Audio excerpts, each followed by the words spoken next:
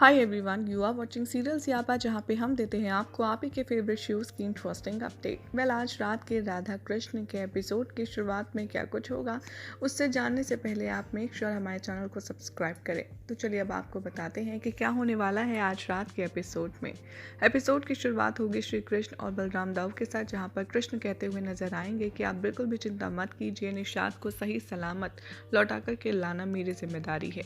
तभी ये लोग सब बात कर ही रहे होंगे कि वहाँ पर लक्ष्मणा दौड़ते हुए आएगी और कहेगी कि अरे शाम को कुछ हो गया है। श्री कृष्ण, श्री राधा, आप लोग जल्दी चलिए, उन्हें असहनीय पीड़ा हो रही है, उन्हें कुछ हो गया है। जैसे ही सभी लोग दौड़कर शाम के कक्ष में जाते हैं, वहाँ पर नज़र आता है कि शाम असहनीय पीड़ा से जूझ रहा होता है और उसकी हालत बहुत ज़्यादा ख़राब होती है। राधा पूछती हैं कि शाम क्या हो गया है। शाम यहाँ पर बताता हुआ नजर आता है कि मेरे उदर में अत्यधिक पीड़ा हो रही है, असहनीय पीड़ा हो रही है। इससे बेहतर तो ये था कि मैं मृत्यु को ही प्राप्त हो जाता। तब भी राधा पूछती हैं कि कृष्ण, आखिर शाम को ये हो क्या रहा है। कृष्ण यहाँ फ्लैशबैक में देखते हैं और उन्हें समझ आ जाता है कि ये सब कुछ श्राप का ही असर है।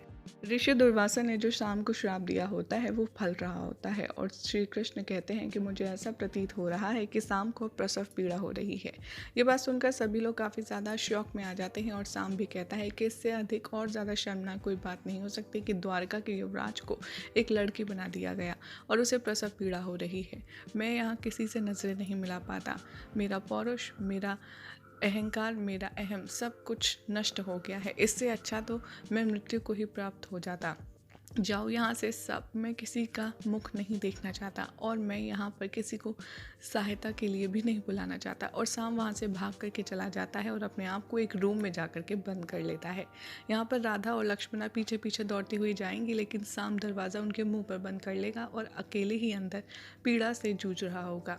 राधा भी यहाँ पर द्वार खुलवाने की पूरी पूरी कोशिश करती है और साथ में लक्ष्मणा भी आरे शाम दरवाज़ा खोले कह करके उसे दरवाज़ा खोलने को कहती हैं। लेकिन यहाँ पर शाम बहुत ही ज़्यादा क्रोध में और पीड़ा में होता है। वो कहता है कि चले जाओ, मैं ना किसी का पुत्र हूँ और ना ही किसी का पति, इसलिए मुझसे अब आप लोग ना ही मिले तो अच्छा है। जब तक ये पीड़ा का अंत नहीं हो जाता मैं किसी का मुख नहीं देखूंगा और अगर इस पीड़ा का अंत नहीं हुआ तो मेरी मौत निश्चित है। ये सुनकर सभी लोग काफ़ी ज़्यादा घबरा जाते हैं। उधर दिखाया जाएगा कि निषाद को शाल्व के स्पेशल गेस्ट रूप में लाया जाएगा, जहाँ पर कुछ दासियाँ होंगी और वो दिखाती हुई नजर आएंगी कक्ष को और कहेंगे कि ये देखिए, ये यहाँ पर महाराज शाल्व का सबसे अहम और प्रमुख कमरा है, जहाँ पर सारी सुविधाएं मौजूद हैं। आपको कुछ और चाहिए तो आप बताइएगा। यहाँ पर निषाद कहता है कि नहीं, ये सबसे अधिक सुख वाला कमरा नहीं है। यहाँ पर जो अतिथि की मेन चीज़ होनी चाहिए वो तो है ही नहीं, भोजन। एक भोजन के बिना किसी भी अतिथि का आतिथ्य अधूरा रहता है। दासियाँ कहती हैं कि हम आपके भोजन का भी प्रबंध करते हैं, आप थोड़ा सा विश्राम कीजिए, और सारी जो दासियाँ होती है वहाँ से चली जाती हैं। निषाद कमरे को देखकर काफ़ी ज़्यादा हैरान होता है और कहता है कि मुझे समझ नहीं आ रहा कि आखिर शाल्व को हुआ क्या है। अपने शत्रु पुत्र की इतनी ज़्यादा सेवा भला वो क्यों कर रहा है। उधर दिखाया जाएगा कि जो गुरु शुक्राचार्य है वो शाल्व के साथ में कुछ अजीब सी चीज़ कर रहे होंगे और जो खाना बनाया गया होगा निषाद का उसमें वो मिला देंगे। वो एक काला धुआं जैसा होगा और वो सारे खाने में जाकर मिक्स हो जाएगा। शाल्व पूछेगा कि ये क्या है। तभी यहाँ पर शुक्राचार्य बताएंगे उसे, वो कहेंगे कि ये जहर है, एक ऐसा जहर जो निषाद की मति और उसके हृदय में कृष्ण के लिए प्रेम सब कुछ हर लेगा। ये दोनों काफ़ी ज़्यादा ईवल प्लान बनाते हैं। उधर दिखाया जाएगा कि बलराम दाऊ कृष्ण से कहते हुए नजर आएंगे कि मुझे पहली बार शाम पर अत्यधिक तरस आ रहा है, क्या तुम कुछ कर नहीं सकते का ना। तभी कृष्ण कहते हैं कि नहीं, मैं कुछ भी नहीं कर सकता। और वो तभी लक्ष्मणा और राधा को रोक लेते हैं और कहते हैं कि रुक जाओ तुम दोनों, तुम्हारे ऐसे रोने पीटने से कुछ नहीं होने वाला। जो सत्य है वो नहीं बदलेगा। शाम को उसके कर्मों का फल भुगतना होगा और यही सत्य है। जो उसने कुछ किया है वो उसे काटना पड़ेगा। इसीलिए कुछ भी करने से पहले अपने कर्म का ध्यान कर लेना चाहिए, क्योंकि जो आप बोएंगे वही आप काटेंगे। और शाम को प्रसव पीड़ा हो रही है, वो प्रसव पीड़ा जो उसे झेलनी पड़ेगी। और ये कह कर के कृष्ण वहाँ से चले जाते हैं। राधा काफ़ी ज़्यादा परेशान होती है, लक्ष्मणा से कहती हैं कि तुम बिल्कुल भी चिंता मत करो, सब कुछ ठीक हो जाएगा, हम दोनों मिलकर कोई ना कोई उपाय अवश्य ढूंढ लेंगे। यहाँ पर लक्ष्मणा कहेगी कि आप मुझे झूठी तसल्ली मत दीजिए, आप बस जाकर के श्री कृष्ण से ये पूछिए कि आखिर उन्हें अपने पुत्र की पीड़ा देखकर कोई भी चिंता नहीं हो रही है। क्या उन्हें कोई भी फ़र्क नहीं पड़ता अजय शाम की इतनी कष्टदायी स्थिति से? उधर दिखाया जाएगा कि जो निषाद होता है वो बैठा होता है और तभी वहाँ पर शुक्राचार्य और शाल्व आ जाते हैं और कहते हैं कि आओ आकर के भोजन ग्रहण करो। शाल्व के एक्सप्रेशन देख कर निषाद कहता है कि मुझे तो ऐसा लग रहा है तुम लोग अपने शत्रु पुत्र की इतनी आवभगत कर रहे हो कि तुम दोनों मेरे पिताश्री और काकाश्री से काफ़ी ज़्यादा भयभीत हो, तभी तुम इतना ज़्यादा आदर स्वीकार कर रहे हो। यहाँ पर निषाद कहेगा कि मेरे काकाश्री और पिताश्री यहाँ आ भी गए ना तो तुम दोनों का अंत कर देंगे। यहाँ पर शुक्राचार्य कहते हैं कि देखो, हमारी दुश्मनी सिर्फ कृष्ण से है, तुम्हारे पिताश्री से नहीं। मुझे तो बल्कि उस पर तरस आता है। वो कहते हैं कि क्यों, आखिर ऐसा क्या हो रहा है? लेकिन वो उससे कहते कहते खाना शुरू कर देता है और जैसे ही वो खाना खाने लगता है उसके विवेक और उसके प्रेम का हरण होने लगता है। यहाँ पर राधा कृष्ण के पास आएंगे और कहेंगे कि कृष्ण ऐसा तुमने क्यों कहा लक्ष्मणा से?